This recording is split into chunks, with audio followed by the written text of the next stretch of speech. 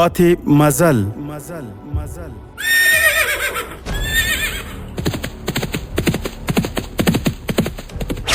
د تاریخي ناولونو ځانګړې خپرونه پاتې مزل د اوسني عصر د ننګونو او فرصتونو هنداره چې د اسلامي تمدن د عروج او انحطاط عوامل روښانه کوي. پاتې مزل د علم او ارتقا پر لاره څراغونه بلوي او د مسلمانانو تیرې سترې واکمنۍ او فرهنګي میراثونه بیانوي.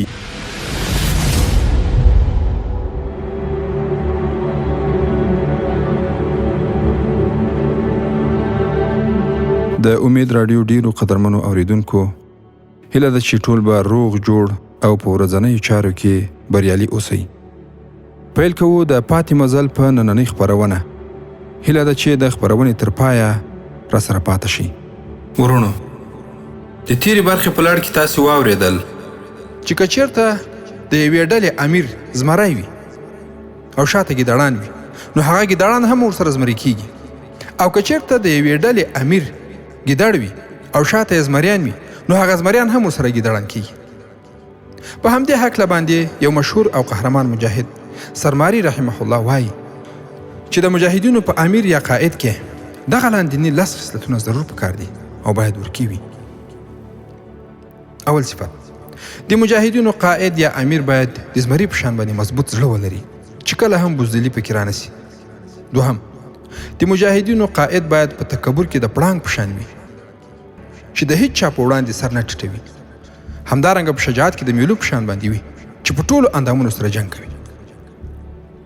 او په حمله کولو کې باید د خنزیر په شان باندې وي چې کله هم د شاته نه راځي.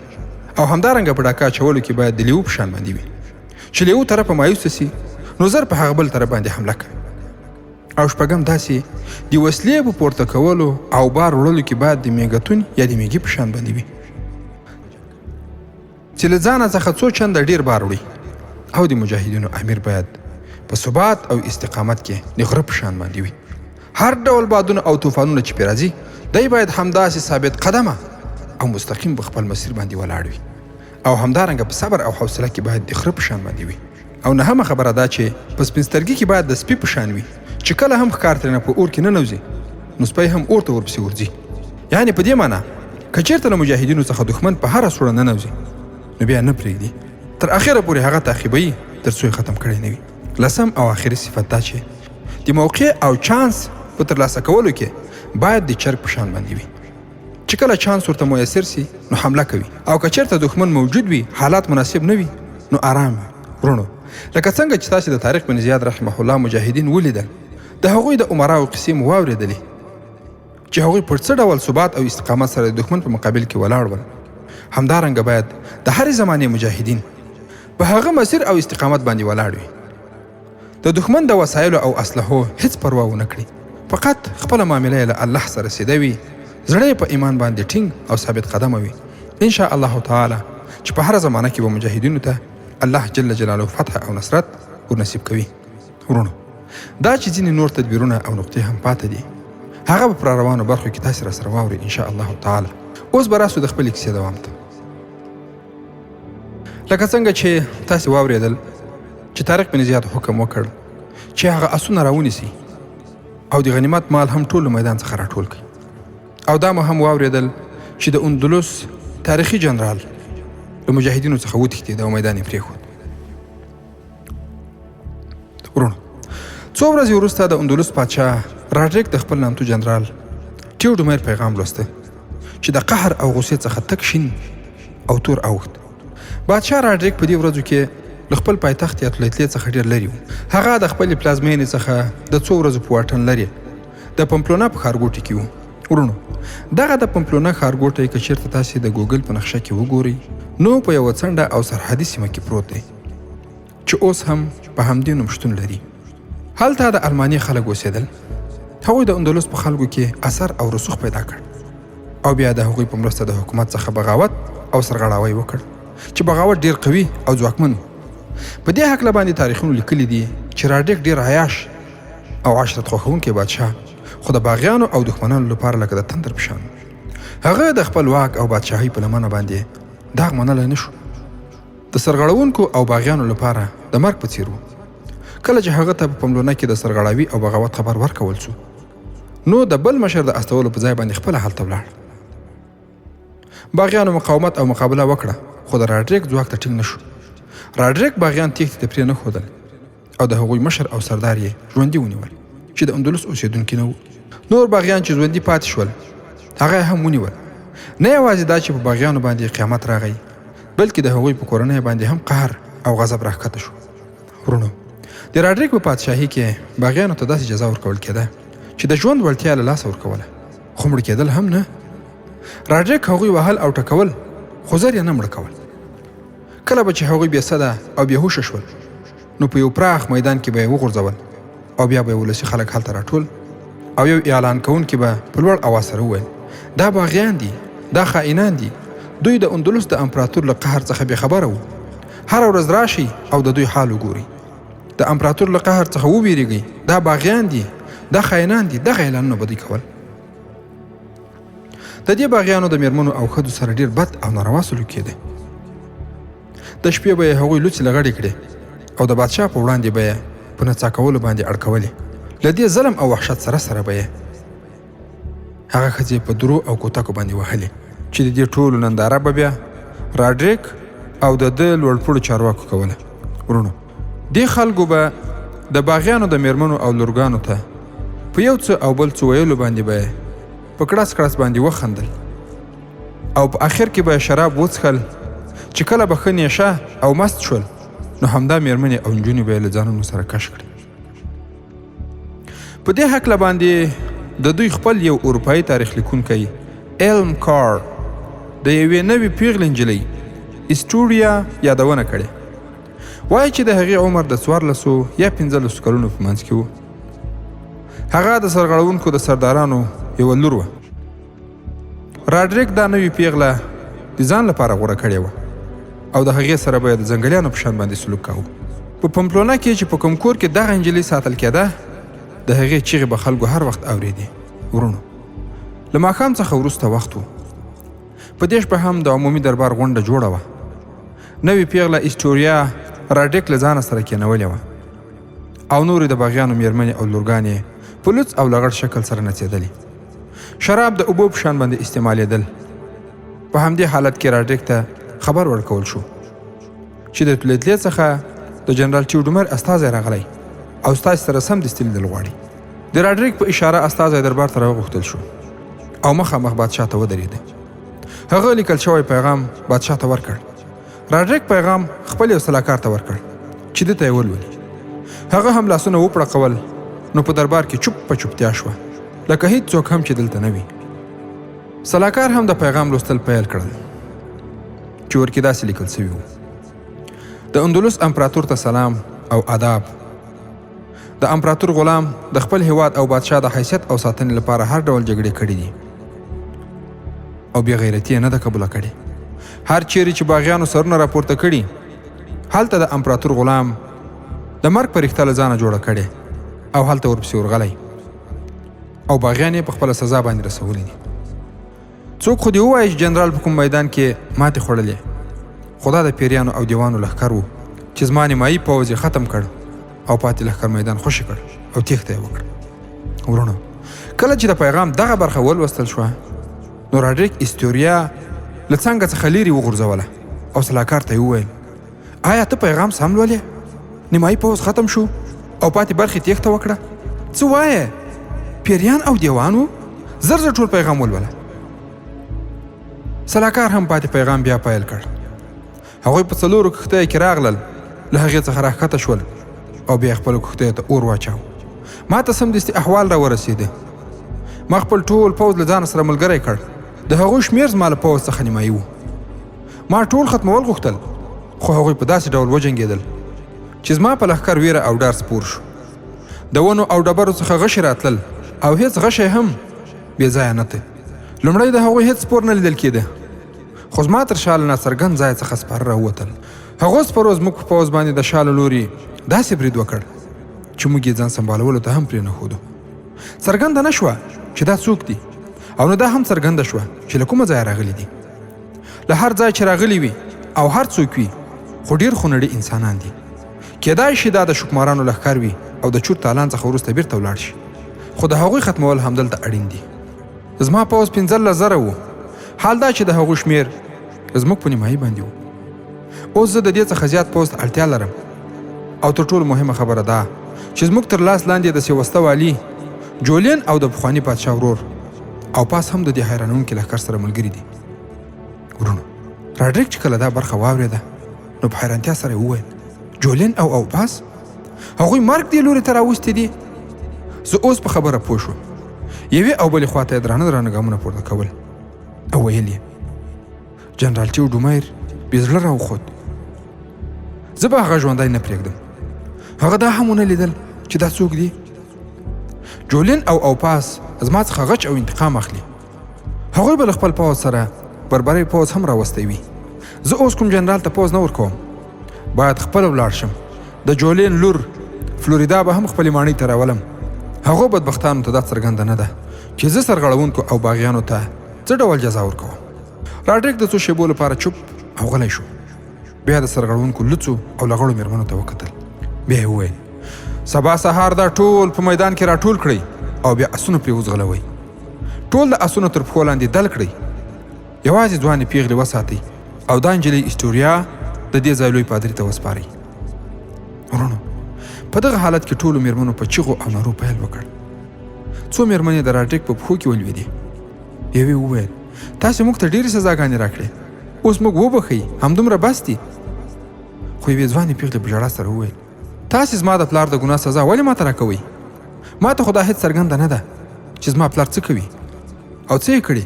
یوې بلې میرمنې وویل ما د اسونو تر پښو لاندې کړه خو زما ورور راخوشې کړه. راډریک دا ټولې په کوتکو باندې ووهلې او له مخې څخه یې وشړلې. خو هلته بیا نوې پیغلې اسټوریا په لوړ اواز سره وویل نور ظلم هم وکړه د اندلس پادشاه، زموږ په خلکو اسونه وځغلوه. د یوې مظلومې پیغلې ښیرا واوره، ستا په بادشاهي باندې به هم اسونه وځغلول شي، ستا نوم او نښان به ورک شي، ستا او ستا د پادشاهي ورځې کمې او لږې پاتې دي. راډریک په خوښۍ سره وویل شاباس، زه ستا د زړورتیا ستاینه کوم. ته د دومره لوی هېواد له باچا څخه ونه وېرېدې. دلته راشه نجلۍ، زه تا ته انعام درکوم. اسټوریا هم د هغه په وړاندې باندې ودرېده.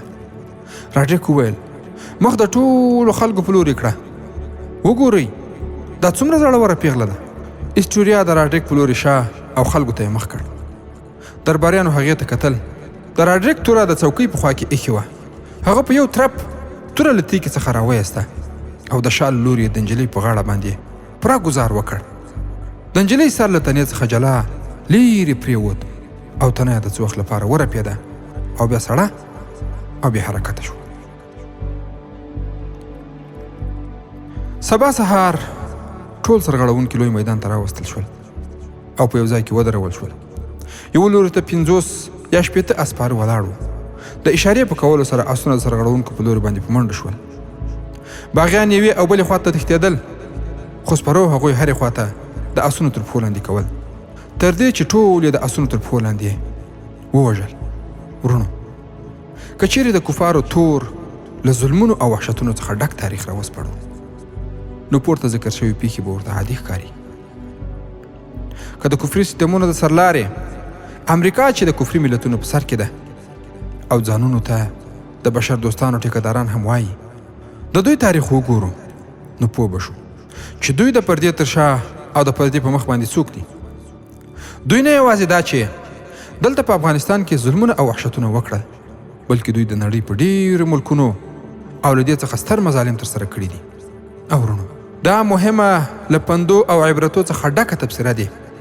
هغه کسان په دقت واوري، پند یې ترې واخلي، په راتلونکي کې دې خپلو خطاو ته پام وکړي چې په تېر کې د امریکایانو د څنګ ملګري وو. ورونو، له دغې تبصرې وروسته به انشاء الله تعالی بیرته راوګرځو زموږ او ستاسې د کیسې دوام ته. ورونو، که چېرته به دې وروستیو کې وګورو ولې ځینې وسلوال برید کوونکي پر امریکایي اهدافو باندې بریدونه کوي او هغوی ولې له خپلو شیرینو ځانونو نه تېرېږي او ولې ورځ تر بلې د امریکایانو په خلاف باندې د نړۍ په مخ باندې مخالفتونه زیاتېږي. د دې خبرو په ځواب تاسې ښه پوهېږئ. کله چې ظلم او تیری تر حد تیر سي نو د مظلوم لخوا هرومرو په هره بڼه چې وي غبرګون ښودل کیږي. تاسې ځیر سئ د مځکې په ټوله کره کې که تاسې وګورئ امریکا یوازینی هیواد دی چې په هر لوی او واړه هیواد باندې خپله ولکه او ټیکه ټینګول غوښتي. د نړۍ په ګوټ ګوټ کې د جګړو د اورونو بلول، ګډوډي راوستل، آرام حالت نارامه کول او د هیوادونو قوانین تر پښو لاندې کول د امریکا ډېره غوره بوختیا ګرځېدلې ده. پر هر هیواد باندې خپله خوښه تپل او د هغې له خوښې څخه د سرغړونکو هیوادونو پر ضد نړیوال بندیزونه لګول او هغوی له اقتصادي پلوه له پښو اچول، بیا د ترهګرۍ تورونه پرې تړل او له هغه څخه وروسته ورپسې پوځي یرغلونه کول د امریکا د پټو استخباراتي ادارو دنده ګرځېدلې ده. تاسې فکر وکړئ په 1961 میلادي کال امریکا بې له کوم لامله یوازې د خپل زور ښولو او ازمایلو او د کمونیزم د مخنیوي په پلمه باندې د ویتنام جګړې ته ور ودانګل او تر 1915 عیسوي کال پورې د 15 لکو پوځیانو په ذریعه باندې بې اندازې بمباري وکړه او 80 لکه ټنه بمونه یې پر ویتنام باندې وورول چې له دغو بارودو څخه هر تن ته په اوسطه توګه 1500 پونډه رسیږي. او ورونو د دغو ړندو بمباریو په پایله کې د ویتنام پر ځمکه باندې 20 میلیونه کندې رامنځته شوې او د دې بمباریو له امله چې په لکونو انسانان پکې ووژل سول ویتنام په کلونو کلونو د سترو ستونزو سره لاس او ګریوان. همدارنګه په 1945 عیسوي کال امریکا په هیروشیما او ناګاساکي اټوم بم وکاراوه او دغه دواړه ښارونه یې په بشپړه توګه د مځکې له سره واخیستل. د دغو اټومي بریدونو له امله 2,000 کوره له خاورو سره سم برابر سول، 2 لکه انسانان په لوګي او خاورو کې ورک سول او 14,000 وګړي د راډیو اکټیو وړانګو له امله په ډول ډول ناروغیو او تکالیفو باندې اخته سول. ورونو له 1945 کال څخه تر 1946 کال پورې امریکا پر چین بمباري وکړه. په دې بمباریو کې 250 بم توغونکو الوتکو برخه درلوده او 2 لکه پونډه بارود یې واورول. هره خوا یې عام وژنه رامنځته کړه.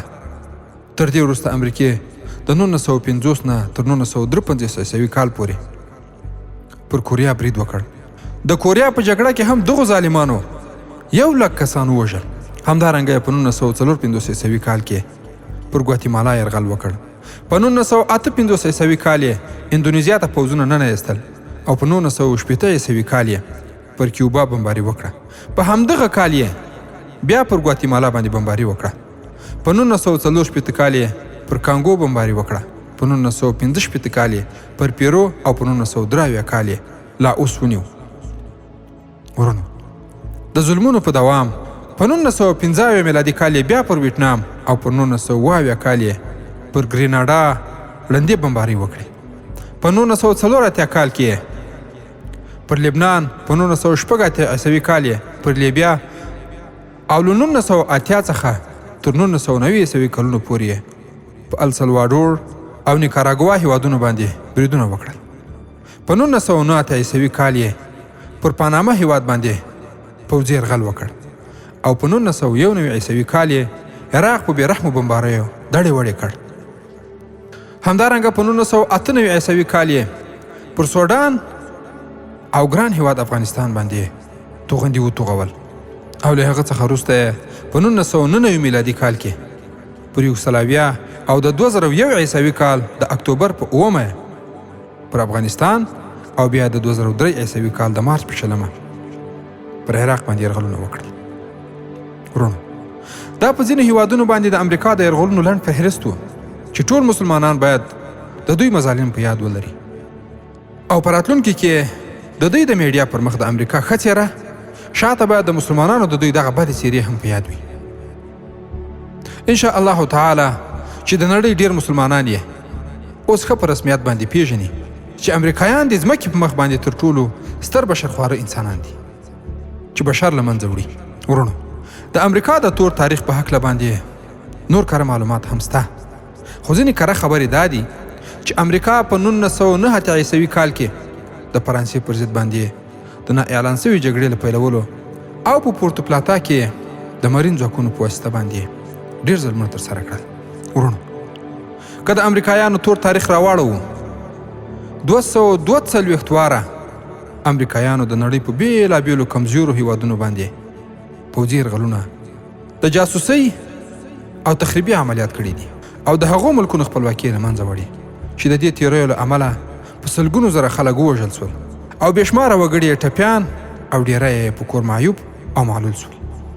ورونو، دا چې امریکا په نورو ځایونو کې څه شیطانتونه کړي او کوي او د جګړو څومره اورونه یې بل کړي، خپله یې په دغو جګړو باندې څومره سرسامونکي لګښتونه کړي او څومره وسلې یې پلورلې، لکه څرنګه چې اوس هم پلوري، او همدارنګه که چېرته مطالعه کړای شي چې د دوی څومره سترې د توپونو، توغندیو، ډول ډول اټومي تاسیساتو، ډول ډول اټومي او زهري اسلحو فابریکې فعالې دي، نو د دې د څېړلو او معلوماتو لپاره اوږدو څرګندونو ته اړتیا ده چې هغه زموږ او ستاسې اوسنی بحث نه دی.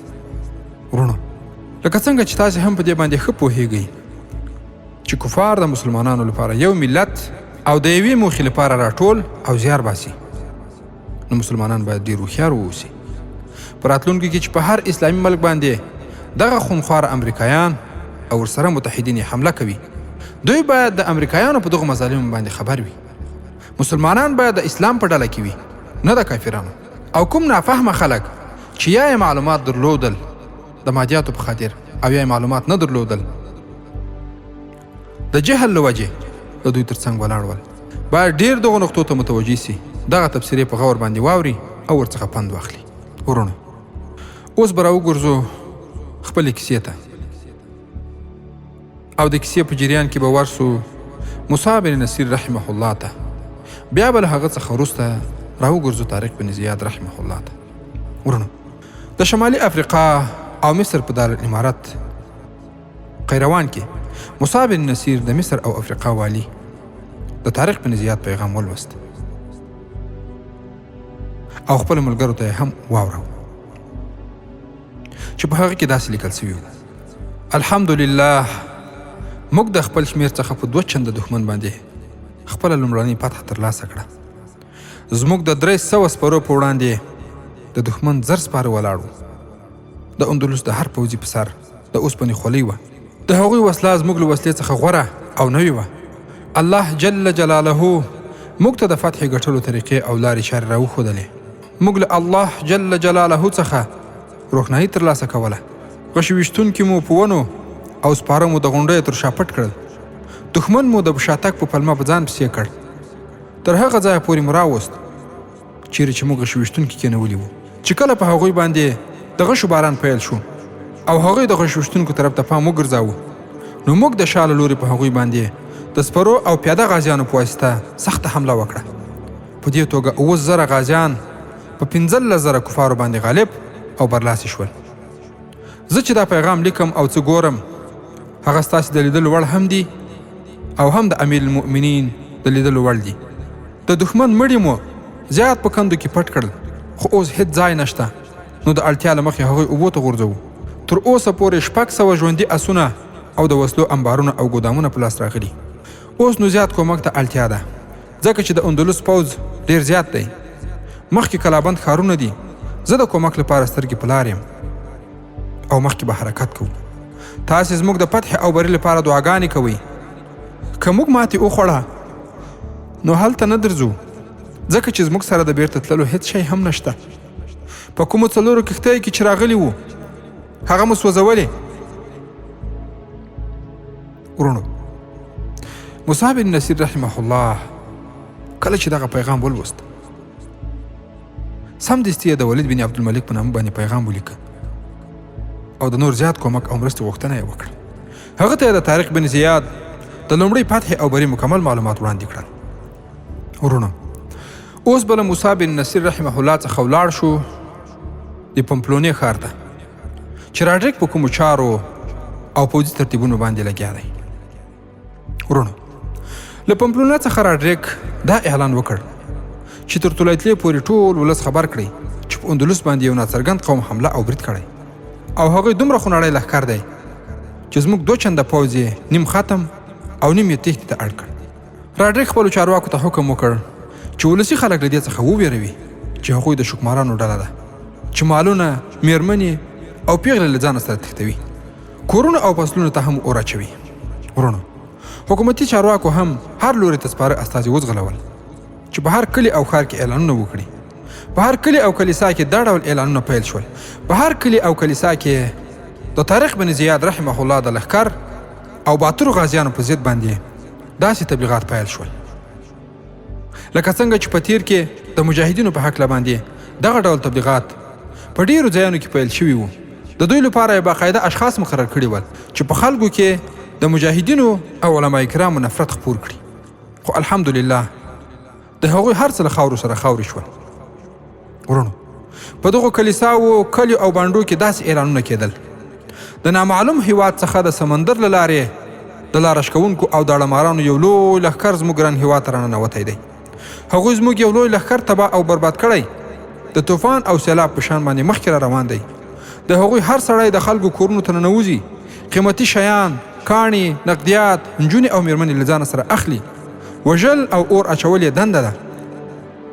عبادت ځایونه هم تباه کوي، بېګناه کوچنیان د نیزو په څوکو باندې پورته کوي او په دې باندې خاندي او نڅا کوي. د اندلس امپراتور د دې وحشي او ځنګلي قوم د تباه او بربادولو لپاره د خپل ویاړلي او باتور پوځ سره هغه لوري ته روان دی. امپراتور حکم کړی دی هر څوک چې توره چلول، غشي ویشتل او نیزې استعمالول یې زده وي باید په پوځ او لښکر کې شامل شي او دوی ته به تنخواه هم ورکول کیږي. د داړهمارانو له لښکر څخه چې څه ونیول شي هغه به هم د دوی وي. د دې کار لویه ګټه به دا وي چې ستاسې ځانونه، مالونه، کورونه، حیا او عزت به مو هم خوندي وي. تیار او چمتو شي، وسلې او اسونه برابر کړئ، خپل مال او دولت، کور او کورنۍ د لوټ او تالان څخه خوندي کړئ. که داسې نشئ کولای نو بیا خپل مالونه او میرمنې له ځانه سره واخلئ او ځنګلونو ته وتښتئ. هلته د کمزور او بې غیرته څاروي او ځناورو په شان شپې او ورځې تېرې کړئ چې کله بیرته راشئ نو د خپلو کورونو کنډوالې به وګورئ. ورونو څه فکر کوئ چې د اندلس د پوځ دغه تبلیغات به ګټه وکړي او آیا د دوی ملکیان به له نظامیانو سره یو ځای د مسلمانانو مقابلې ته راوځي؟ او که چېرته راوځي دغه کوچنۍ ډله مسلمانان چې د طارق بن زیاد رحمه الله په مشرۍ کې وو دوی به څه ډول پلانونه د هغوی په ضد ونیسي؟ ورونو دې او د دې ته ورته پوښتنو جواب به سره د حالاتو مطابق له ګټورو تفسیرو او مهمو نقطو واورئ ان شاء الله تعالی. د امید راډیو ډیرو درنو او متدینو اوریدونکو دا وه د پاتې مزل نننۍ خپرونه چې تاسو ته ما ډاکټر سیف الله خالد وړاندې کړه. هیله ده موږ هم په خپلو نیکو دعاګانو کې یاد ساتئ. تر راروانې جذابې تاریخي خپرونې مو په لوی او مهربانه الله جل جلاله سپارم. السلام علیکم ورحمة الله وبرکاته.